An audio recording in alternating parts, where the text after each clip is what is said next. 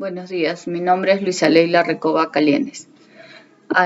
Ante la pregunta realizada por María respecto a cuáles son todas las alternativas para resolver el conflicto que tiene con Josefina, es necesario previamente precisar que nuestro sistema jurídico, como el de la mayoría de estados democráticos de derecho, por regla general, no admite la autotutela a autodefensa como mecanismos de resolución de conflictos, proscribiendo el uso de la violencia por parte de las personas particulares y atribuyendo al Estado el uso exclusivo de la misma.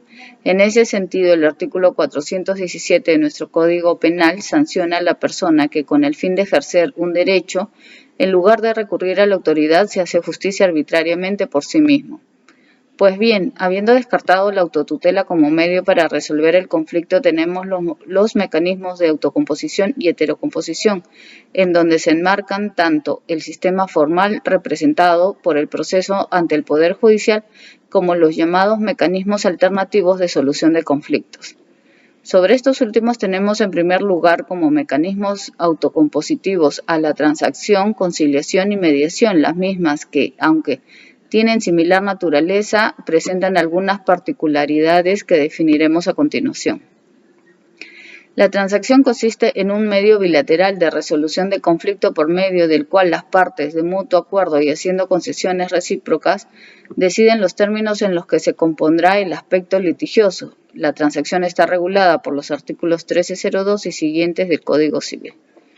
Otra alternativa consiste en la conciliación, la misma que se caracteriza por la presencia de un tercero llamado conciliador, quien cumple un rol de acercar a las partes y plasmar las posiciones de éstas, pudiendo proponer fórmulas conciliatorias. Sin embargo, el conciliador no puede imponer una solución. La mediación, por su parte, es uno de los mecanismos más modernos de resolución de conflictos y, si bien es bastante similar a la conciliación, debido a la presencia de un tercero que intercede entre las partes para la composición del conflicto.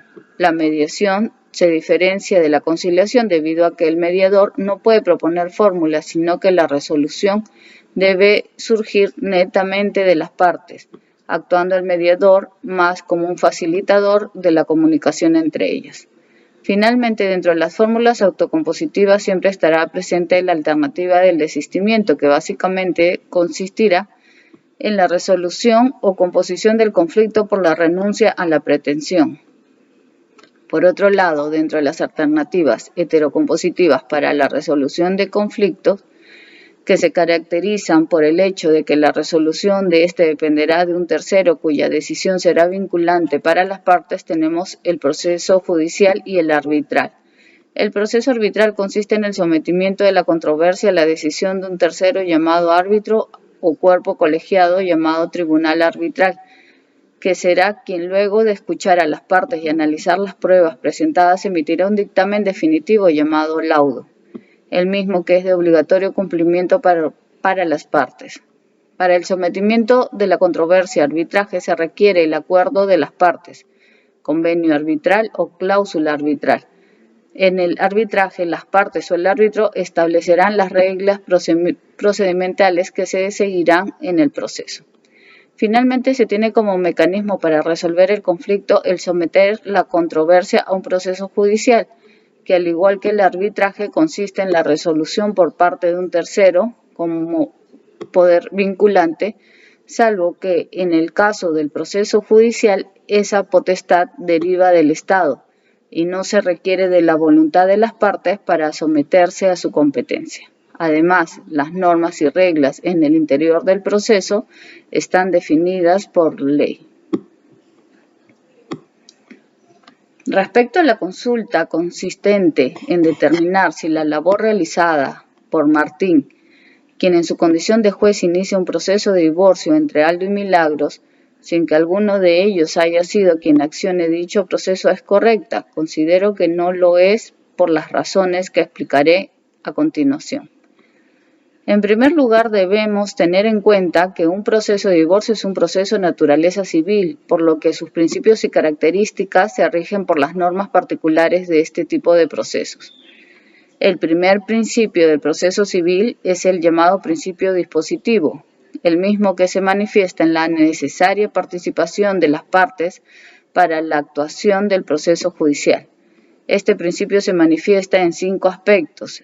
El primero y tal vez más importante de ellos es la iniciativa de parte como un requisito sustancial para dar inicio del proceso. Además de esta manifestación, existen otros como la disponibilidad del derecho, el impulso del proceso por las partes, la delimitación de la materia por las partes y la necesidad de que las partes proporcionen la prueba. Del principio dispositivo se desprende otro, como le indiqué, es posiblemente el aspecto más importante del mismo, que es el principio de iniciativa de parte.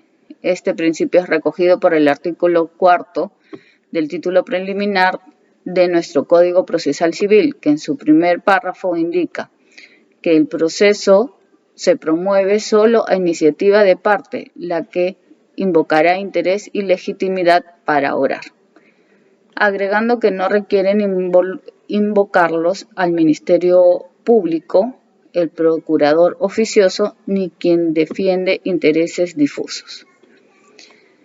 El principio de iniciativa de parte, o también denominado en la doctrina instancia privada, exige que el proceso se inicie por el ejercicio del derecho de la acción de una persona distinta al juez. De acuerdo con este principio, no hay juez sin actor, debiendo ser necesariamente sujetos diferentes.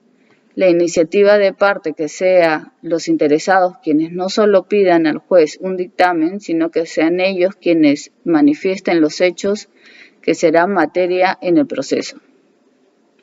Debido a ello, considero que no es correcta la actuación de Martín al iniciar un proceso en su condición de juez amparándose en hechos que ha conocido debido a que le han sido narrados por una de las partes en circunstancias distintas de la presentación de una demanda.